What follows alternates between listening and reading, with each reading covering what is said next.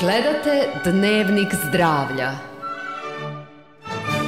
Dobroveče, poštovani gledaoci. U večerašnjoj emisiji Dnevnik zdravlja razgovarat ću sa doktorkom Jasminom Medorić, psihijatrom, uže stručno dečijim psihijatrom. I evo, predstavit ću moju gošću. Najpre dobroveče. Dobroveče. Dobrodošli. Hvala, bolje vas našla. Imaćemo bezbroj pitanja u ovoj emisiji, a fokusirat ćemo se zapravo na dečiju psihijatriju.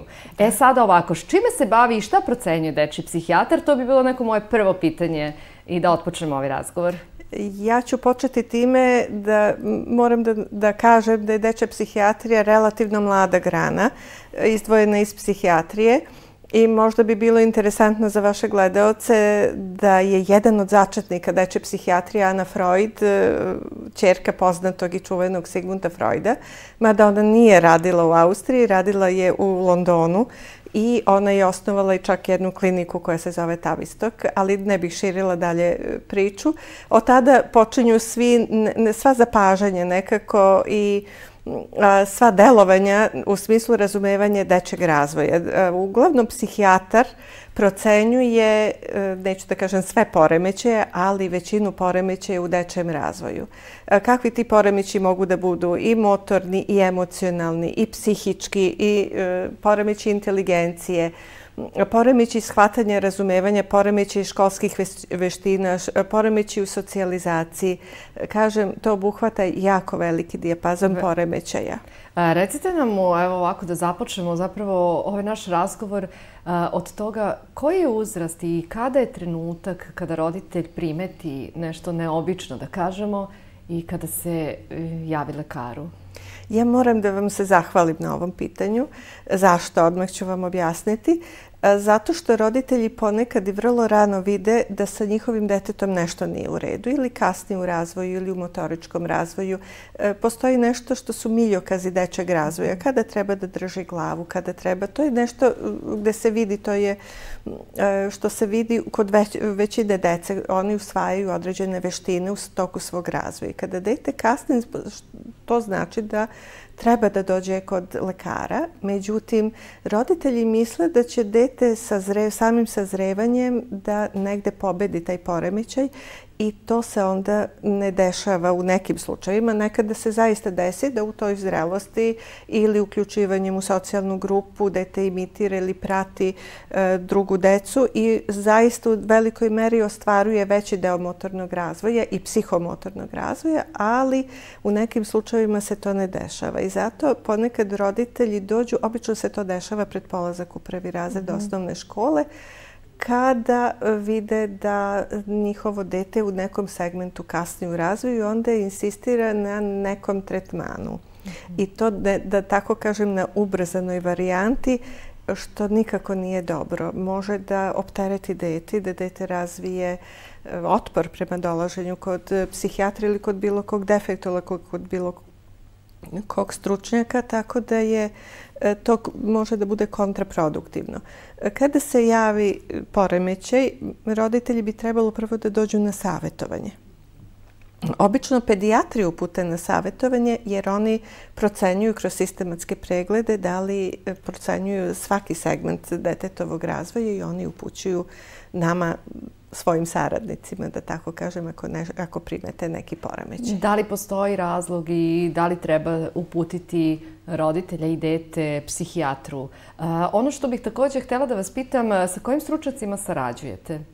U timu, obavezno, pošto ja radim i u Domu zdravlja Požarevac, u timu imamo obavezno i psihologa, imamo i logopeda, koji je defektolog za razvoj govora, tako da smo mi naravno sa pedijatrima koji je ključan sastojak tima, bez njih ne možemo.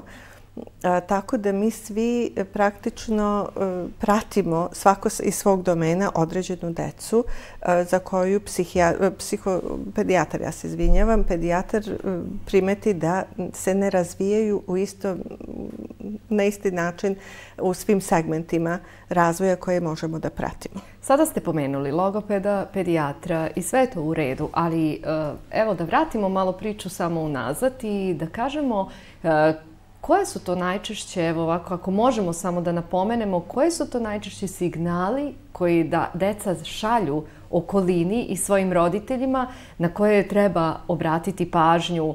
Kada je to u stvari, kako da kažemo, ključno? Koji su to ključni momenti? Kada dete zaostaje, prvo ako postoje i prenatalni... i logopeda, da. Da, i prenatalni, natalni i postnatalni neki poremećaji. Ponekad se sama deca, mi to zovemo rizičnom decom, koja su imala neki problem. Obično je to intrakranijalna hemoragija prilikom porođaja ili možda neki drugi problem koji je još nastao vrlo rano. I ta deca obavezno moraju da se prate. Moraju da se prate na više, radi se i skener, nešto dijagnostike ili magnetna rezonanca da bi se pratio razvoj mozga i razvoj nervnog sistema uopšte. Osim toga, ta deca moraju da budu praćena od strane naše službe. Obavezno se prati motorni razvoj u početku i prati se razvoj govora. I obično ono što ljude, roditelje nagna da dovedu dete i kod pedijatra i kod nekog od naših saradnika je taj zaostatak u razvoju govora. Ponekad i razvoj ranih veština. Rane veštine su držanje glavice, što zahteve jedno motorno sazrevanje i sedenje, na kraju hod, i govor koji obuhvata jednu kompleksnu veštinu. Mi ga koristimo, evo ja sada koristim govor ovako bez velikog promišljanja kada je već naučen, ali on obuhvata razvoj velikog broja centara u mozgu. I motoriku, treba uskladiti disanje, treba uskladiti motoriku, položaj jezika, položaj usana zuba. Sve to može naš logoped da lepo uskladi, da tako kažem, i da nauči dete da dobro izgovara određene glasove i određene reči. Recite nam, koje je to doba, koliko je to godina kada dete, evo tako da kažemo, zaostane taj govor koji se očekuje? Koje je to doba? Već ako se posle 12 meseci ne jave prve reči, ali tu postoji drugi pokazatelj. Ako se dete sklanja, usamljuje, ako ne pruža ručice, ne reaguje na poziv, već može negde da se vidi da dete ne reaguje kao sva ostala deca i mi očekujemo da se roditelji jave vrlo rano, ali ne radimo odmah sa detetom sa 12 ili 14 ili 16 meseci. Prvo je na praćenju da vidimo da li će možda razviti govor, da li će se nešto dogoditi, da li je možda to prolazna pojava, ali onda radimo sa roditeljima. Učimo ih i edukujemo šta treba na što da obrate pažnju, šta treba da detektuju. I kako da se ponašaju. I kako da se ponašaju, baš tako. Međutim, nekada se zakasni u svemu tome, kažem, i mi onda uradimo, u svakom slučaju dete bude na tretmanu. Ono što jeste problem, govoreći o Domu zdravlja, ali i u Poliklinici Sunce imamo samo jednog logopeda, tako da je nemoguće, negde ljudi traže da se svaki dan radi sa logopedom, to je nekako nemoguće organizaciono izvesti. I ne znam koliko bi to bilo sa stručne strane korisno i adekvatno za... Upravo to deca, već sam napomenula, deca razviju otpor pa onda neće da idu i kao da je dete izbombardovano, sve to, te veštine moraju da slegnu, kako bih rekla, da bi ih dete usvojilo. Moraju da se vežbaju, ali moraju da nekako lagano se uspostavi taj usvajanje određenih veština. A recite nam, da li dete može biti depresivno? Može. Određeni, mi to zovemo nepovoljni životni periodi, recimo kao što je smrt nekog od srodnika ili možda razvod roditelja ili bilo šta što može dete da uznemiri, separacioni problemi može da izazove zaista pravu depresivnu sliku. Dete ne može da dođe da vam kaže ja sam depresivan, pomozite mi. Iskreno rečeno, ni većina odraslih ne može da prepozna svoje osjećanje u tom nekom smislu, ali to pokazuje kroz ponašanje. Obično ili se dete osamljuje ili je na društvenim mrežama sa strogo redukovanim kontaktima, čak redukovanim kontaktima i od porodice. Ja sam nedavno čula podatak da čak većina dece izbegava i da jede. U funkcionisanju porodice bar ti obroci su negde zajednički ili treba da budu zajednički, ali dete uzme hranu i ode u svoju sobu.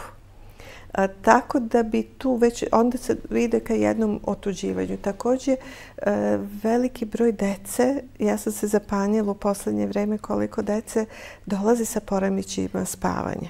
Ne mogu da spavaju.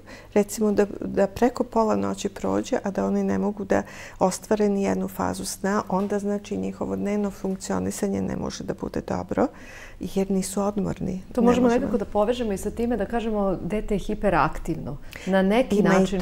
Ima i toga. Ima li toga nasuprot depresiji? Hiperaktivna deca? Ima, postoje hiperaktivne dece. To možemo da tretiramo kao problem. Da. To jeste i predmet dečje psihijatrije. Hiperaktivna deca jesu baš od ranog uzrasta. Mnogi kažu da kad dete ne može nešto da ostvari ili se ljuti, to je drugo, to je poremećaj ponašanja, onda ostvari neku hiperaktivnost u ponašanju. Ali u suštini hiperaktivnost nastupa vrlo, vrlo rano. Obično ide sa poremećima pažnje, tu decu ne može mesto neko, ne mogu da budu, vrlo kratko se zadržavaju na jednom mestu i ne mogu da organizuju igru. Recimo kada su u mojoj ordinaciji uzimaju sve igračke, idu od jedne do druge, vrlo kratko trajna pažnja, jer se pretpostavlja da dete može da bar negde 7 do 8 minuta organizuje igru. Ako je to vozić, da složi vozić pa da ga vozi. Ako je to lutka da je devojčica češlja ili oblači, namešta haljinu, da može da se usredsredi. Međutim, kod hiperaktivne dece to se ne dešava. Ja također pretpostavljam da je jako tanka linija između toga šta se smatra hiperaktivnim detetom i šta se smatra zapravo poremećajem, a šta se smatra nekim možda, možemo reći, normalnim ponašanjem jedne određene individue koje možda ne možemo da je tretiramo da je socijalno uklopljena, ali sa druge strane ipak nije ni u kakvom problemu. Da, to je tačno. Mislim, imamo takve primjere i kroz istoriju i mnoge slučajeve, tako da upravo zbog toga vas pitam, vi to verovatno prepoznajete. Da, hiperaktivnost ima jednu patološku komponentu. Ta deca ni na nagovor, ne samo nagovor na zahtev, ne mogu da ostvare, da mirno sede, ne mogu da ostvare pažnju. Međutim, deca koja su ili postoji propust jedan u vaspitanju ili nisu naučena jednostavno da na neki zahtev odgovore, oni to ispoljavaju na drugi način i kada se zahtev više puta ponovi, oni apsolutno poslušaju i umeju da apsolutno budu adekvatni. Reci nam šta je sa školskom decom od 10 do 18 godina, eto tako da kažemo, to je već ono tinejdžersko doba i kada se razne stvari dešavaju u psihofizičkom stanju jednog čoveka. Rekla bih da je to, ako bih pomenula adolescenciju, to je vrlo jedno burno doba. I tu postoje, obično se roditelji žale da ih deca ne slušaju, da nisu poslušne kao nekada, da je to kao neko sasvim drugo dete. Praktično dolazi do tog perioda odrastanja gde deca budu individue i normalno da će se opirati autoritetu roditelja. Ono što je problem kada to pređe neku meru, kada to pređe granicu, a dešava se i to nažalost. I ono što sam isto primetila, ako se remeti taj odnos autoritet dete, to se dešava i u školskom miljeu, odnosno to se širi van porodice, takav jedan način ponašanja. Postoji određeni postoji problematika i primetila sam da postoji kod te dece određena depresivnost u određenim momentima. Oni su hipersenzitivni, većina njih i jako reaguju čak i na neke usputne komentare ili na nešto što ne bi trebalo da ih povredi i tako bukvalno pate. Deca, kako bih rekla, danima razmišljaju o tome i obraćaju pažnju i ponekad budu i socijalno redukovana ili sa druge strane pokušavaju da se nametnu, ali pokušavaju da se nametnu na negativan način. Jer ne mogu da se nametnu, ako se već ne osjećaju adekvatno, ne mogu da se nametnu nečim lepim, onda pokušavaju apsolutno da budu svadljivi, da oni pokušavaju da budu autoritet za okolinu.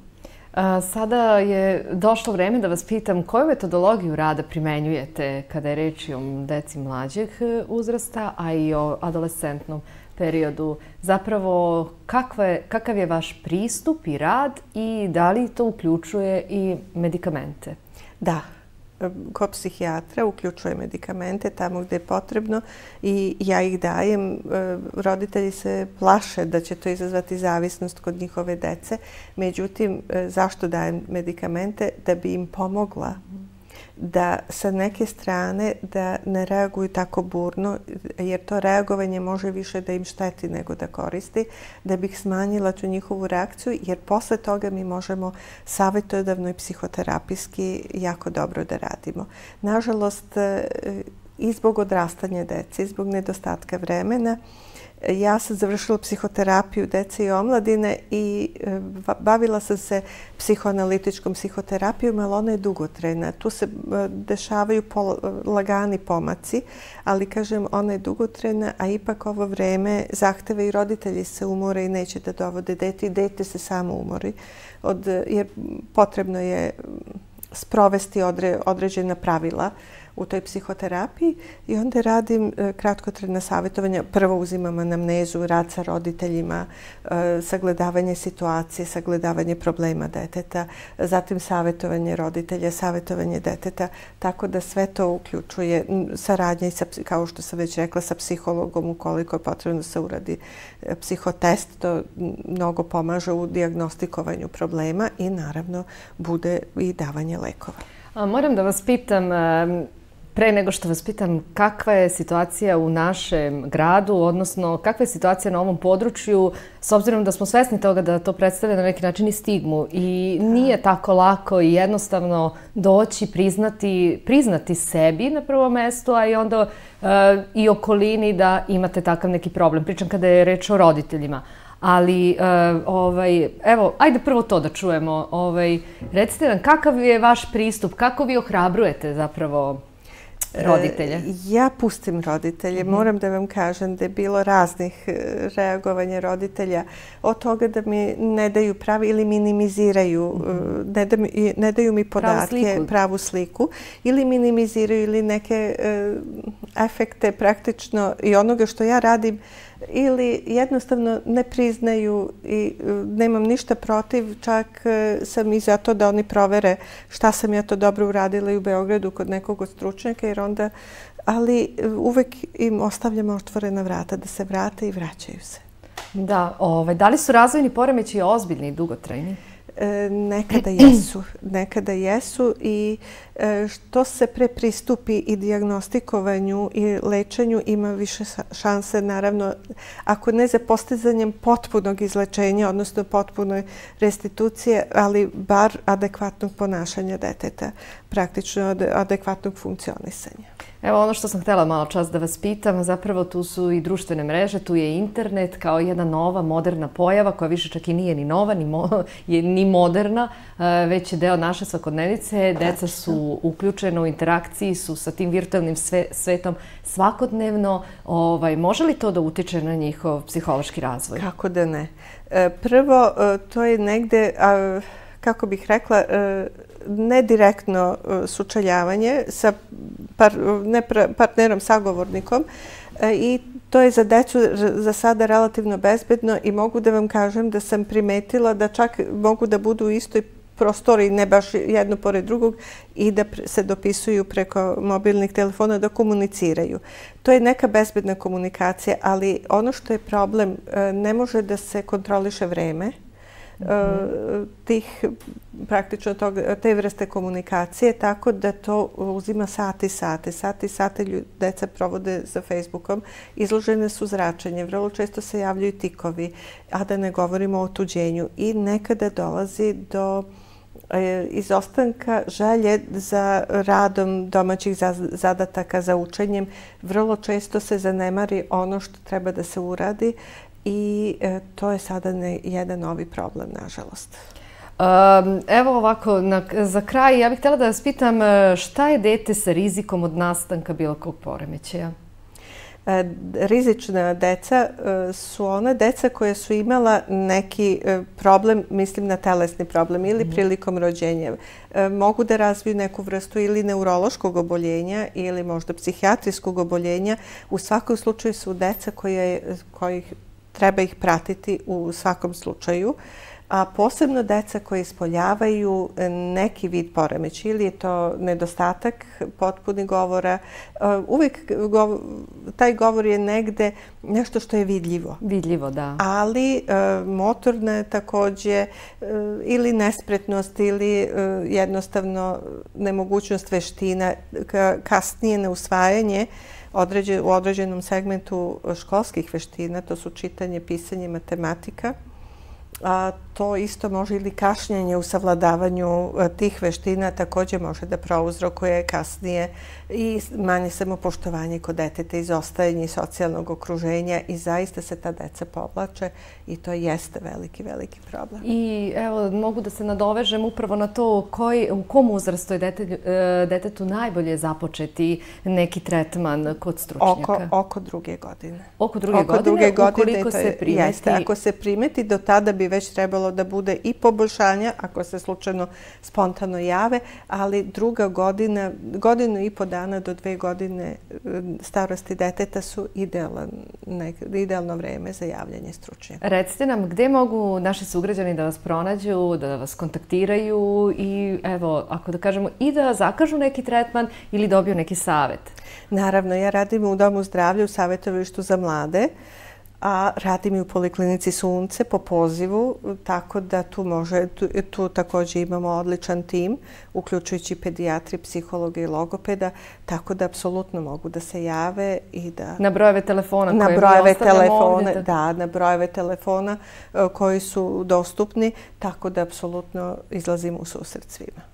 I za kraj treba reći zapravo i roditeljima i deci da ništa nije strašno, posjetiti lekara. Kada god se primeti nešto, treba na vreme reagovati jer stalno insistiramo na toj vrsti nekakve prevencije kako se ne bi stvari zakomplikovali. Naravno, čak i savjet ili obraćanje pažnje na nešto što su roditelji možda zanemarili može da bude važno u razvoju deteta. Hvala vam najlepše i nadam se da ćemo se vidjeti u još nekoj emisiji. Hvala i vama. Poštovani gledaoci, pratili ste još jednu emisiju Dnevnik zdravlja. Do narednog gledanja, prijatno!